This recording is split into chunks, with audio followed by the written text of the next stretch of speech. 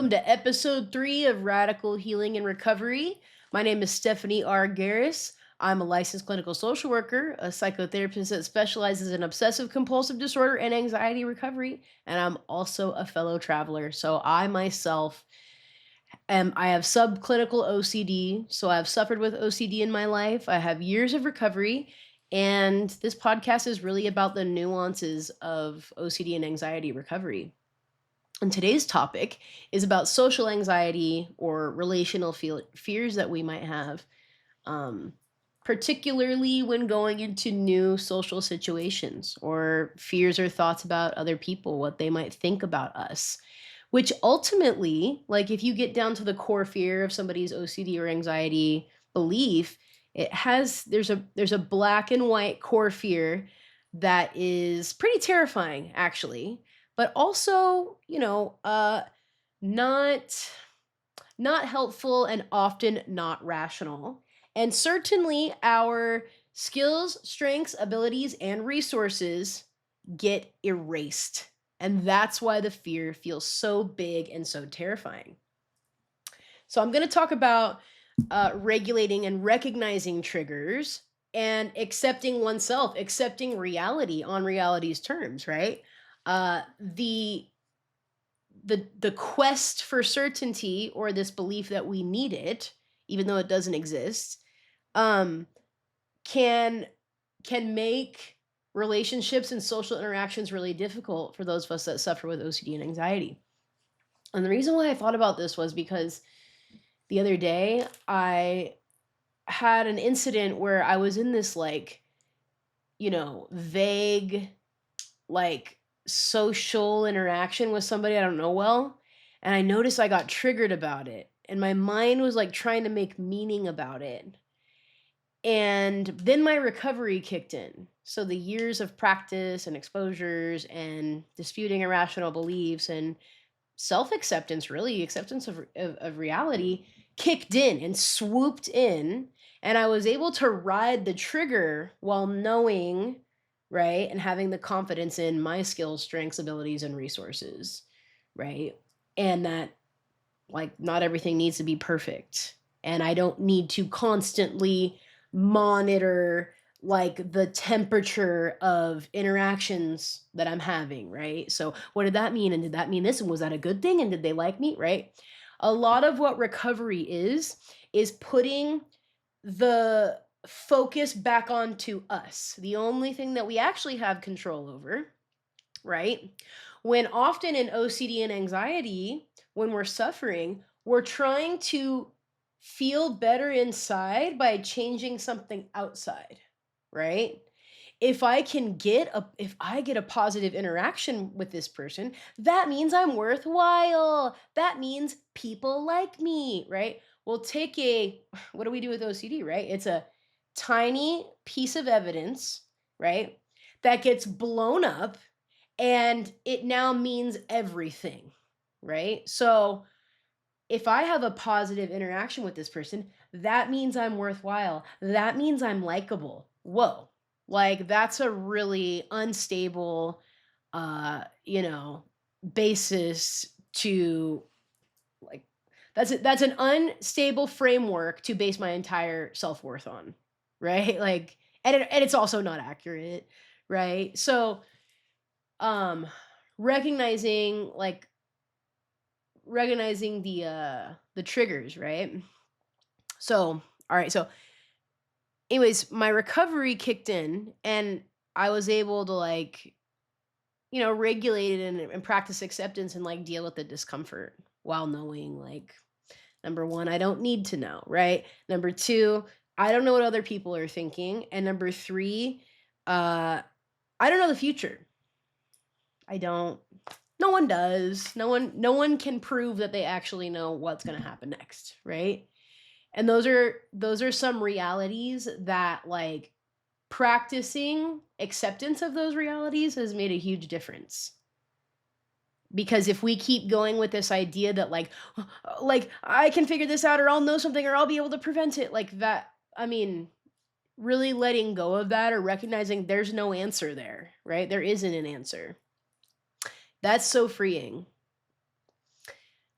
So let's talk about it. So really what it kind of comes down to is a lack sometimes of like worth that we have in ourselves, self-worth, right?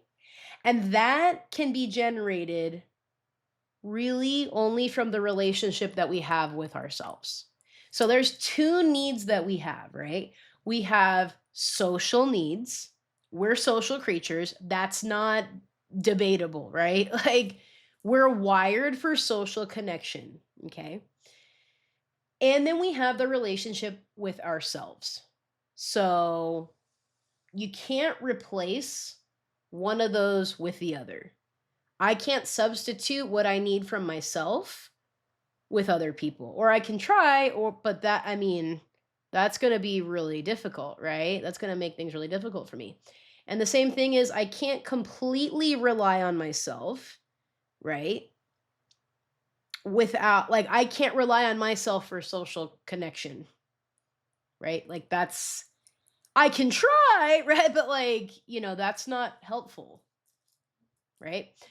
So we try to substitute, right, this kind of like lack that we have or fears that we have about what's so, like being hurt, being rejected, right, with approval. However, like I said earlier, that's really unstable and not helpful, inaccurate, right? So part of the recovery is like recognizing my own self-worth, my inherent self-worth, and your inherent self-worth as an individual, right? That cannot be changed. Like that nothing can take away from your self-worth, right? Um and number 2, recognizing like you're not going to get along with everybody and not everybody's going to like you. That's just supposed to happen. That doesn't mean that everybody won't, right? But sometimes that will happen, right? And then ambiguous social, you know, um experiences aren't enough evidence, right, to make big determinations about people or situations. It's not enough, right? We go back to what OCD and anxiety try to do is they make a big claim with very little evidence, right? Big claim, very little evidence. And I mean, if you think about like how microscopic OCD can be, right? Germs, thoughts, words, interactions, like one tiny thing in time is huge. It has huge meaning, it has a huge impact, right? And it really touches on like that fear of being stuck or trapped that a lot of us have in OCD and anxiety when we're suffering, right? So, practicing acceptance, like first of all, recognizing triggers, right? Getting real about that. I'm in an OCD or anxiety trigger, right? I don't need this level of like concern for this matter, right? A huge emotional reaction for something very small isn't helpful, right? Now, we that doesn't mean we have to stop feeling it, but there's a difference between feeling it and fusing with it and like letting that lead versus feeling it and knowing what it is and letting it live alongside you. And you're going to see like it eventually subsides, right? But we can take those triggers as real meaning for like it means something dangerous, right? And so part of the recovery is recognizing those patterns, recognizing those triggers, and then also with the disputing irrational belief exercises, we're working on developing a more rational, reasonable, and realistic belief system about ourselves, about the world, about other people. So with social anxiety triggers, right? Like we might have a belief that's like, I need to get approval from everybody, or that means no one will like me. And you see the black and white there. Um, if this person doesn't like me, that says something about who I am, right? These beliefs are exhausting and they're not helpful. And they're self-abandoning, frankly, at the end of the day, right? Like, you know, it's just going with this idea, I'm not good enough, I'm not good enough, I'm not good enough. I need to constantly be proving I'm good enough, good enough, good enough. And so there's nothing wrong with like striving for more or for, wanting to make more friends or wanting people to like you. There's nothing wrong with any of that. It's when it's taken to such an extreme degree so as to feel like this is the only way, right, to accept yourself or to like yourself. Another part of acceptance, right, going back to like I don't know what people are thinking, like we can really heavily personalize, like when we're suffering with OCD and anxiety, personalize people's responses to us, how they treat us. And in recovery, we're moving toward more of a belief system that is aligned with people are doing what they do separate from me, right? Like that's that person and that's how that person operates, right? And I don't got nothing to do with that necessarily, right? Now obviously like if you're doing something hugely offensive or outrageous, like, that might be something to talk about. But if you're just existing, right? And somebody's treating you X, Y, or Z way, and you're trying to make that about you, I say trying, I use that word lightly because obviously, like, nobody's trying to do that. A lot of these responses feel very, like, automatic, right? But what can sort of be part of the trigger is that we're going to go ahead and take the way other people are behaving and assign meaning to us and responsibility, right? And a lot of us that have OCD and anxiety, we have huge issues with being overly responsible, right? And that's again going back to that's what we're trying to do. We're trying to feel better in here by managing something out here, right? We can do that internally too. Like, I want to feel better, so I'm going to figure out what I did and get certainty about that. That also doesn't work though, right? Um, Especially, having OCD and anxiety.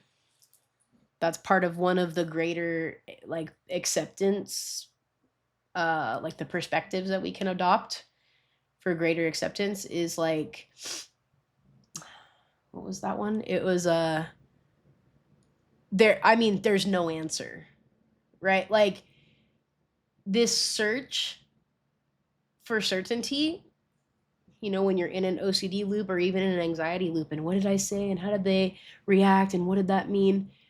Like accepting that there is never going to be a satisfying answer to make the anxiety go away. It's designed to keep you looping, right? And it just feels like, okay, I'm almost there. And what's happening? The OCD or anxiety is growing, right?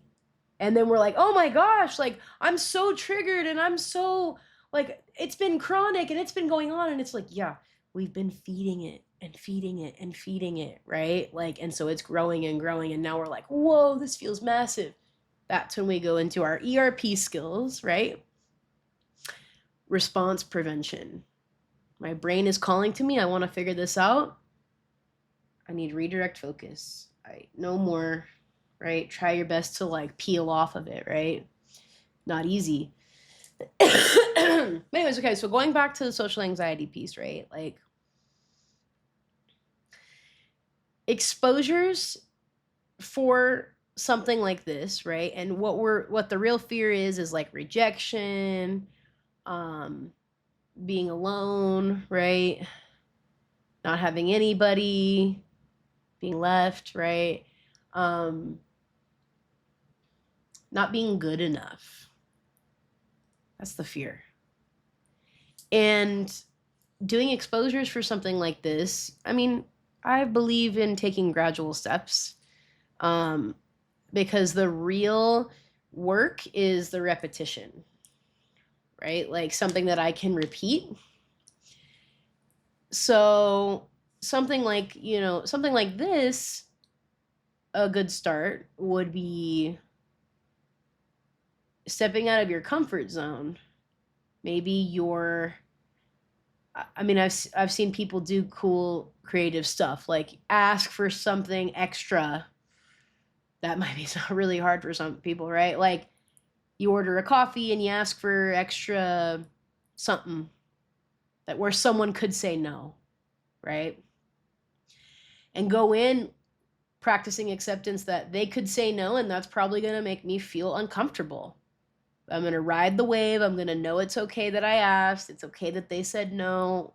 I'm going to like regulate that, right? I'm going to watch as my brain tries to like take responsibility and make big meaning out of it. And I'm just going to keep a neutral reaction to it. And I repeat it. And then in time, like what tends to happen is that gets less activating, right? Or in a social interaction, maybe I'm going to step out of my comfort zone and risk rejection and go up to somebody. Maybe I'm at a gathering of some kind or something, right? Or I'm around somewhere where people are, and maybe I go and I ask for some directions, or I give someone a compliment, or depending on what the situation is, right? And I just deal with how vulnerable that feels and how scary that feels. And that people might, act this way or that. And I just practice acceptance of what's happening. And I notice my brain trying to make big meaning about that. And I go back to a neutral perspective. Well, I don't know what they're thinking. And like, how people act doesn't have to do with me. Right. And okay, even if that happened with this person, that doesn't mean it will happen with every person. Right. All the way down to like big acceptance, which is like, not everybody's gonna like everybody. Right. In my recovery with this, I remember like I arrived at a point where I was like, most people are like pretty cool. Like most people are like pretty nice and cool. And that was nice to come into acceptance about, right? And then even deeper in the recovery, there was a lot of like practicing acceptance of like other people being who they are in a moment, and like that's just how they are, and I don't have to fix it and I don't have to figure it out. I only need to focus on me and like what I need. And now you get into the topic of boundaries, which is a different topic that I'd like to go over someday soon. But I mean, social anxiety and taking those steps in our fears with others it's difficult, because it can be really scary, because it's not just something you're doing with yourself, right? It's something that you're doing with other people. And for those of us that have OCD and anxiety, like there's a lot of uncertainty in interactions with people, and we can have a lot of fear surrounding that. And then, some of us have had really difficult interactions with people, maybe in our family systems or in early social systems, right? Early points of our lives. Those are real experiences, right? But we've got to ask ourselves, like, are things different now than they were then? I don't know the answer to that, right? But oftentimes, like, even in my own recovery work, I had to recognize what my strengths, skills, and abilities are now versus when I was in more difficult situations, right? And sometimes, maybe sometimes people are still in a difficult situation, and that's worth recognizing too, right? Sometimes maybe it's like, okay, I'm in this difficult situation. Maybe that's where the attention needs to go, right?